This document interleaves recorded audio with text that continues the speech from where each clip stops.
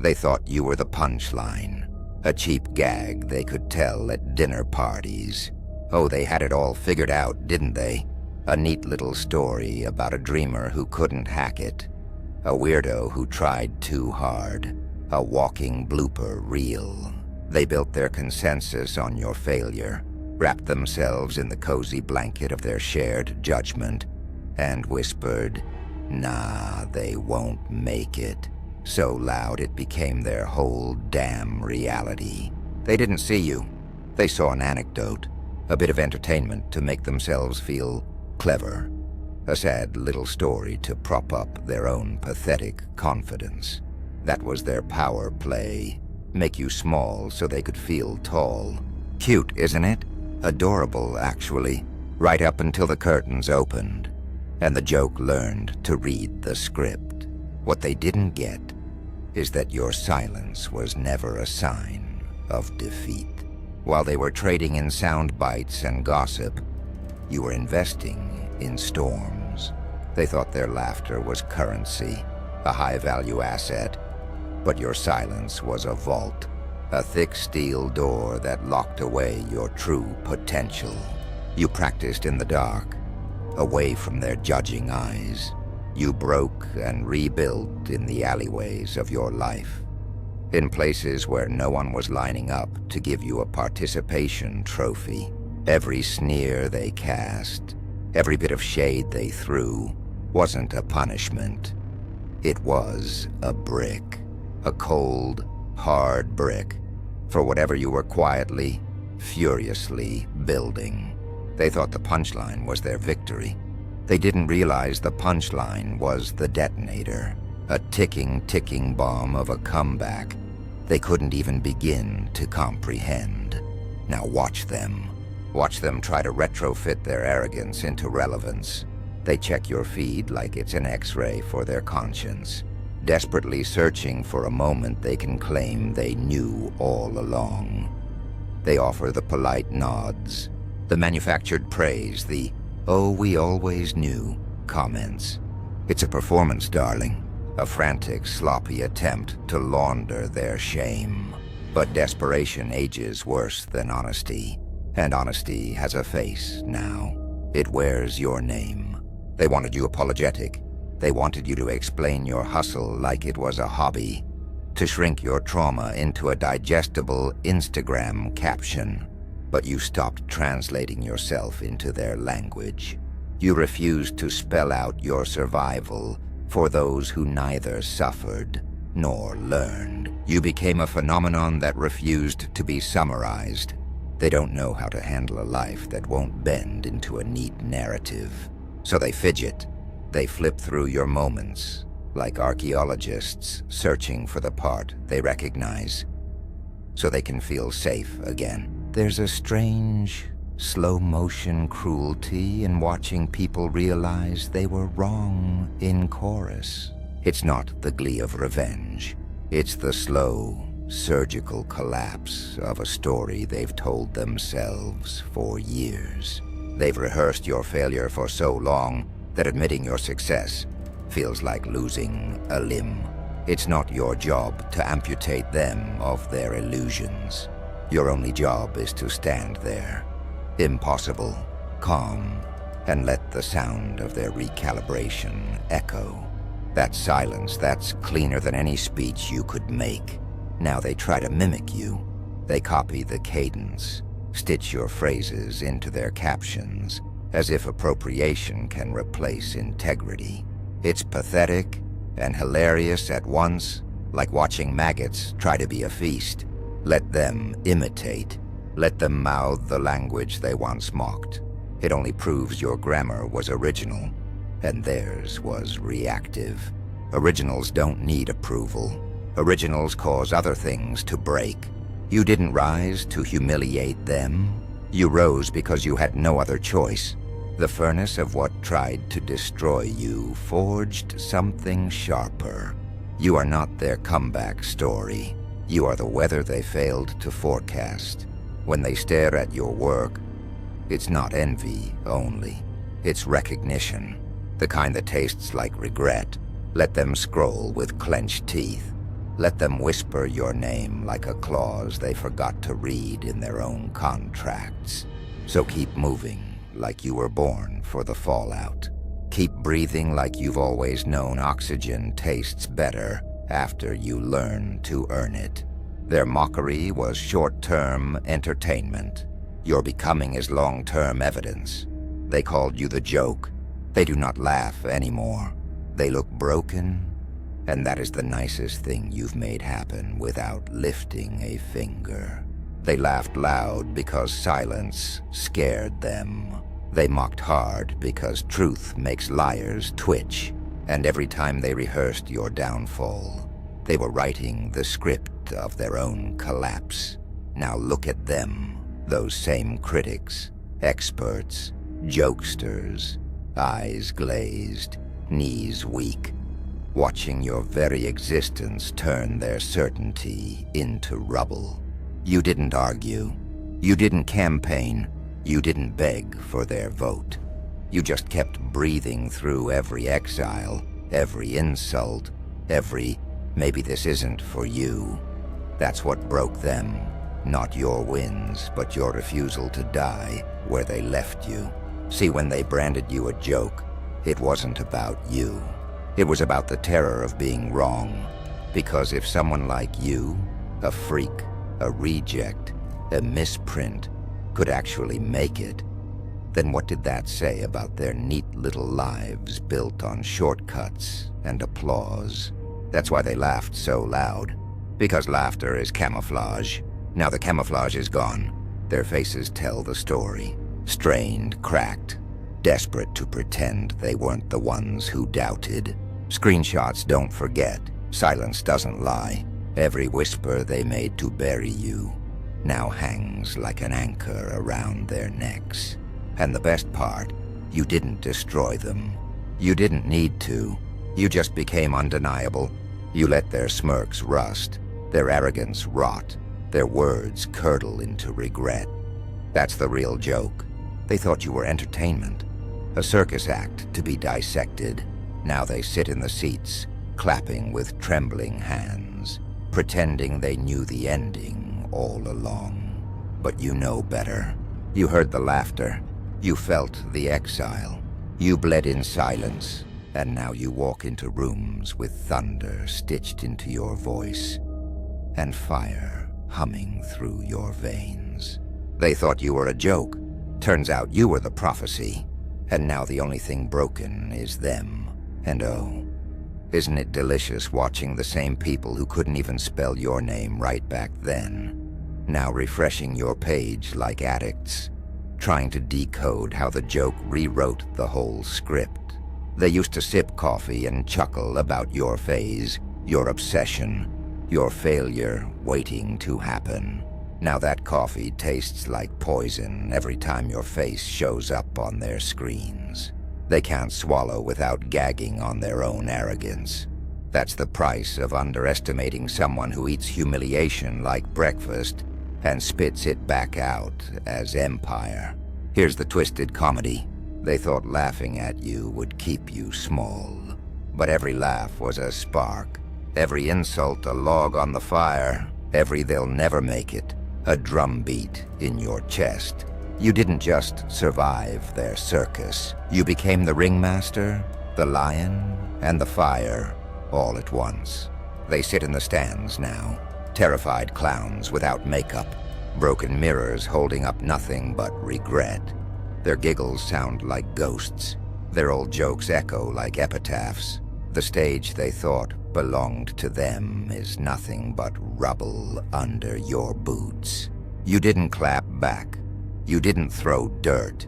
You didn't beg for their applause. You just stood unshaken until their noise collapsed under its own weight. And now the silence is unbearable for them, not you. You breathe in that silence like it's oxygen. You thrive in it. Because silence means they can't control the narrative anymore. Silence means they've run out of lies. Silence means the joke they built their confidence on just turned into the nightmare they can't wake up from. That's the punchline they'll never admit out loud. You didn't just prove them wrong. You proved them irrelevant, and nothing breaks a loud mouth faster than realizing the world doesn't need their voice anymore. Oh, it gets funnier the longer you look at it. See, they once had the whole crowd nodding along, convinced you were nothing more than a walking blooper reel. They threw shade so heavy you could have planted crops under it, and yet here we are. The harvest is their own shame. They can't walk into a room without your shadow stretching across the floor.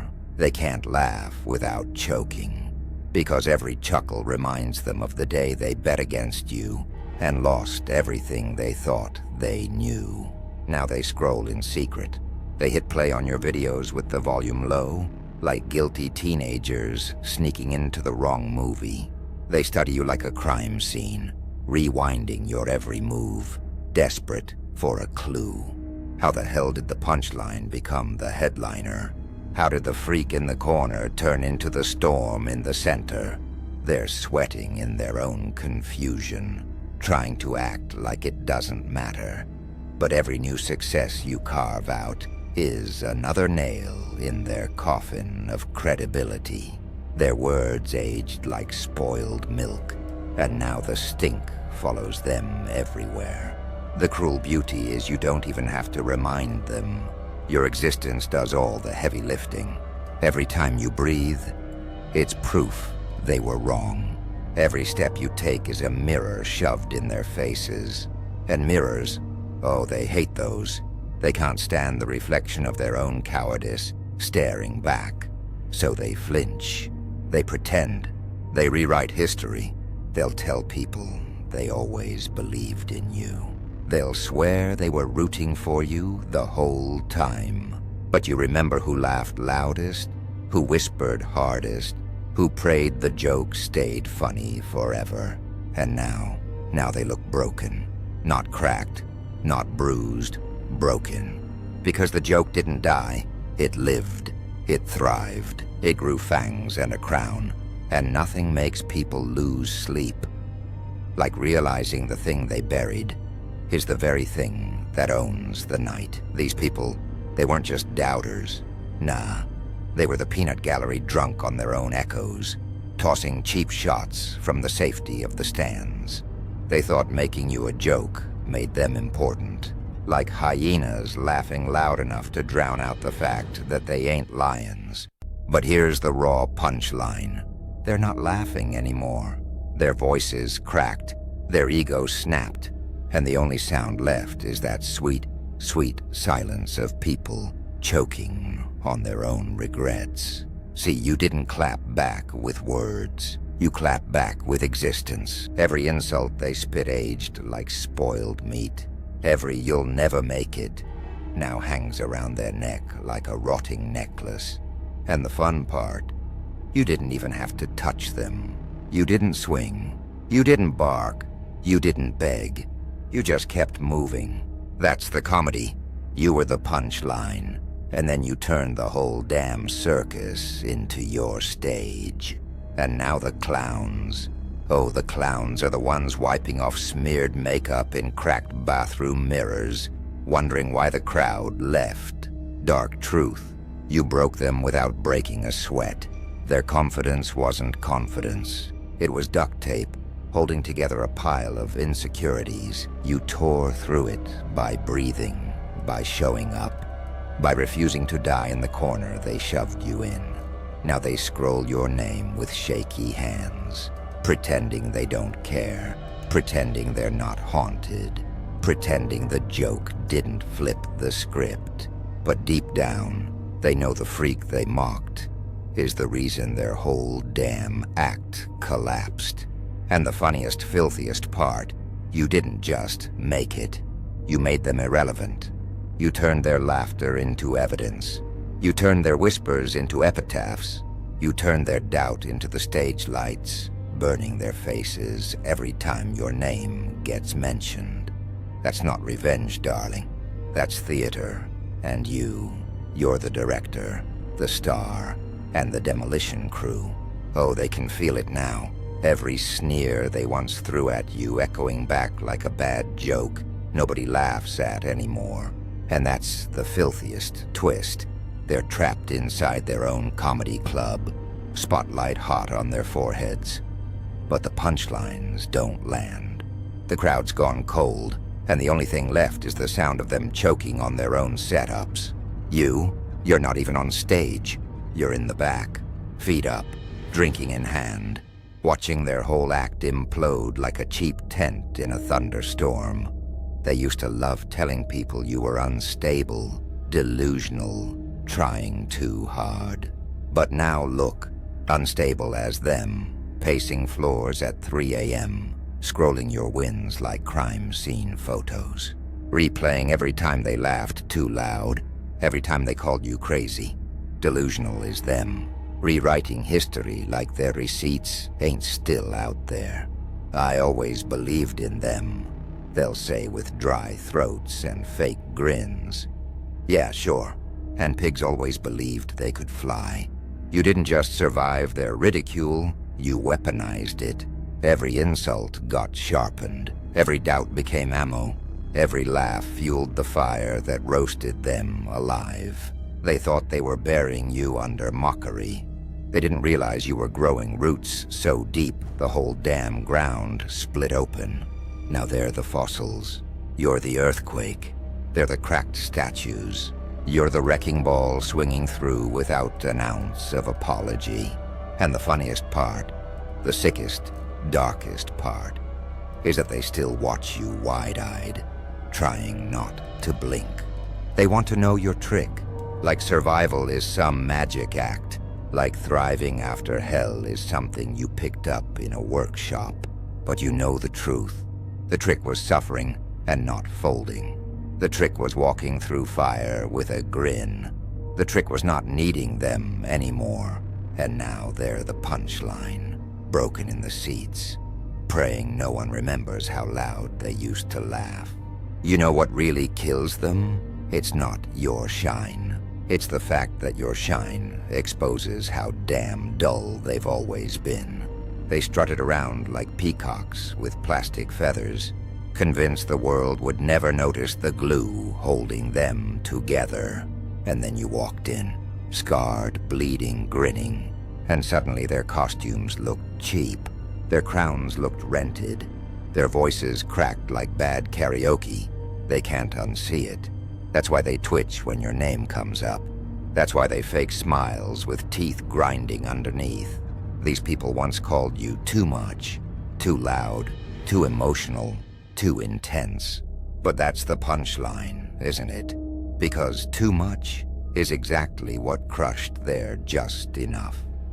Your chaos ate their calm. Your rage torched their routine. Your refusal to shrink left them gasping for air like fish, flopping on the floor, praying somebody throws them back in the tank.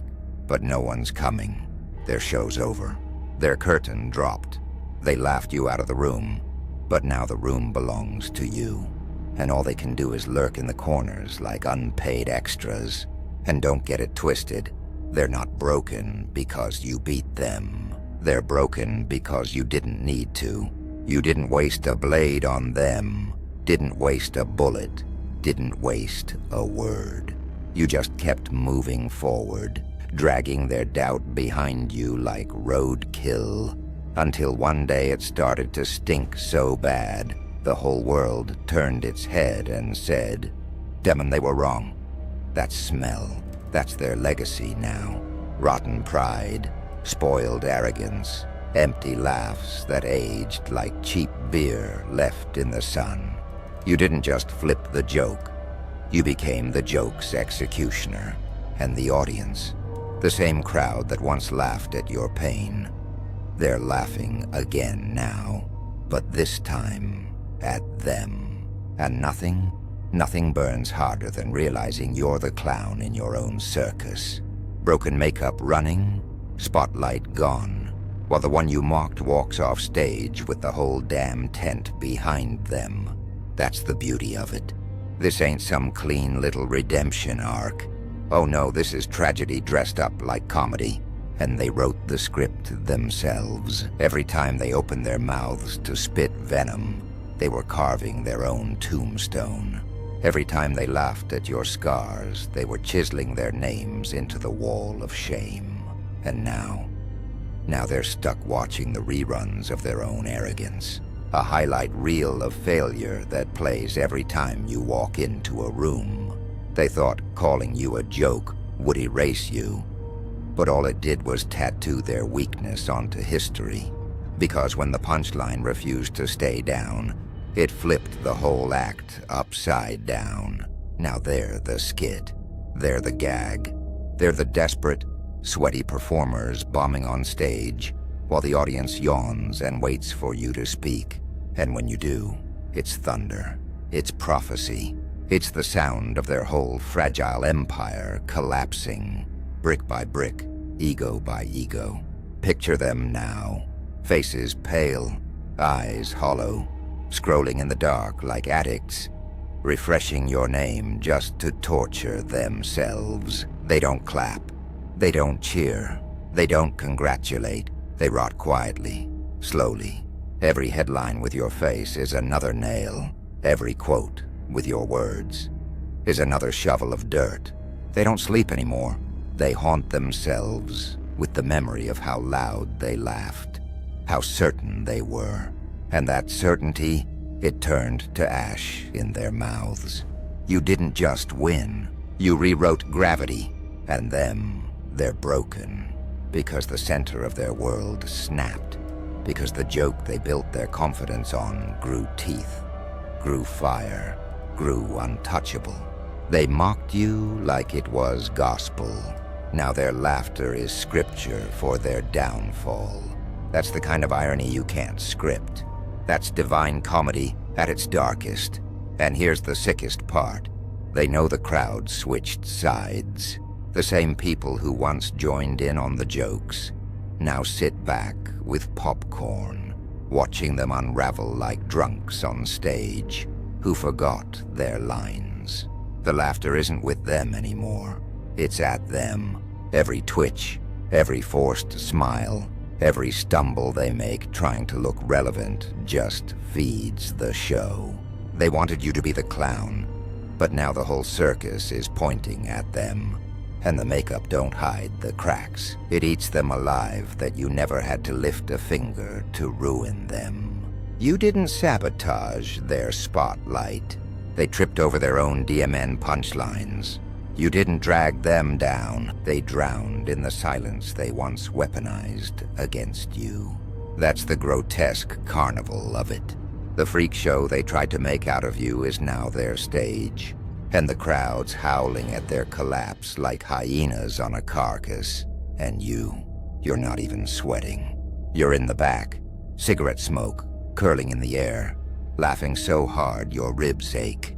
Because this is justice in its rawest, dirtiest of form. Their downfall isn't even spectacular. It's pathetic, slow, embarrassing. Like a clown slipping on his own banana peel over and over, while the audience begs him to just stay down. But they can't. Pride won't let them. So they keep dancing, keep pretending, keep cracking those fake grins until their jaws ache. Every second is punishment. Every stumble is a reminder.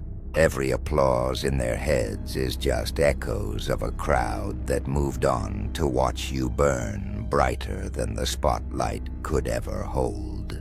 You didn't just flip the script. You stole the pen. You turned their insults into ink and rewrote the whole DMN play. And now every time they try to sleep, they hear your name in the walls, your laughter in the dark, your survival rattling their bones. They made you the joke, but the punchline was always this. They're the clowns, and the circus burned down with them inside. They can taste it now, metallic, bitter, with a hint of shame, like pennies melted on the tongue. They thought your failure would be their seasoning. Instead, your rise is the choke they keep tasting at breakfast. Every time they open their mouths to insult you, their words come out like vomit they can't take back. You watch them gag on their own confidence, while you sip success like cheap whiskey, bitter, honest, and warming the parts of you they always tried to freeze. That little flutter in their stomach, that's not nerves. That's the slow, hot crawl of humiliation finding its home. It's hilarious and savage because they built a shrine to safety. Neat job titles, tidy opinions, curated faces, and you walk past it with mud on your boots and a grin like an accusation. They clutch at the relics of their certainty, as if a tight hug could stitch them back together. Spoiler, it can't. Their hands tremble when they type your name. Their thumbs hover like nervous flies over a wound. They scroll your wins with a face that looks like it just smelled something rotten in the fridge. That's the sound. The soft, wet pop of denial finally bursting. You didn't break them with a bat. You broke them by simply not being the person they expected to bury. Laughable, absolutely cruel, deliciously. Every fake-ass compliment they toss now is a band-aid on an artery. They offer you backhanded praise like charity, hoping the sting of condescension will numb their conscience. It doesn't. It only reveals the bruise. You walk past them and they clench as if your shadow could be confiscated. Their insides flip like bad pancakes, and you can almost hear the syrup of regret dripping. Keep walking. Let them choke on it. Let the twist in their gut be your soundtrack. And the comedy? Oh, the comedy is pure, toothy, and ugly. Their attempts to copy you look like children tracing a signature they can't read. They mimic your phrases like lost parrots, hoping to land on something real. It's pathetic and perfect. The more they try, the more they look like actors in a low-budget farce. They stumble over cadence, over meaning, over the simple fact that they can't replicate truth. Watching them flail is like watching a man try to swim in molasses, slow, embarrassing, grotesquely sticky. You laugh because you can. You laugh because the sound of their panic is music you paid for, with every night you stayed up and tried again. Let it sit in their stomachs like a stone. Let it sour every smug breakfast they ate while plotting your demise. They thought they were seasoning you with ridicule. Instead, they salted their own stew. They believed that small cruelties could keep them fat and safe. But the diet of mockery is a fast track to rot. You're the infection they can't diagnose, the fever that won't break, and every glance they steal at you is a temperature check that says you're still alive, and you're still better than they deserve. So go ahead, watch them squirm. Watch the tightness bloom under their ribs when your name drops in a room they claimed is theirs. Let that tension curl in their gut until it becomes nausea, until the memory of how loud they laughed tastes like bile. That's your art now, a masterpiece painted with their disbelief and hung where everyone can see. They made you a joke. Now the joke eats them alive, slowly, deliciously, with a grin on its face and applause from the heavens. You know what's killing them. It's not your glow-up, not your shine, not even your success. Nah. What's gutting them is that their whole stomach is sour every time your name comes up, like they swallowed their own laughter, and it turned to acid. They can't digest it.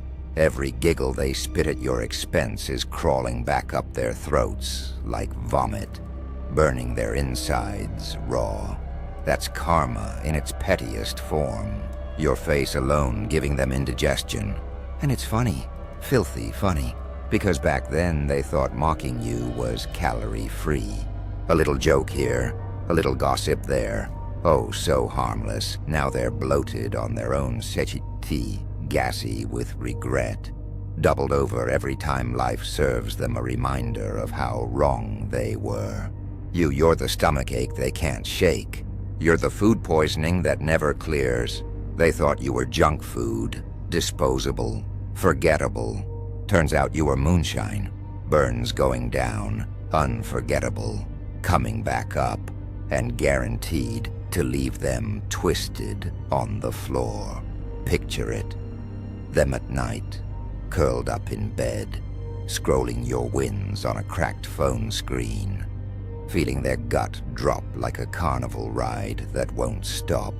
Their chests tighten, their mouths go dry, and still they scroll, still they watch, still they choke down every headline, every picture, every clip, like punishment spoon-fed by the universe. They used to laugh at you over brunch.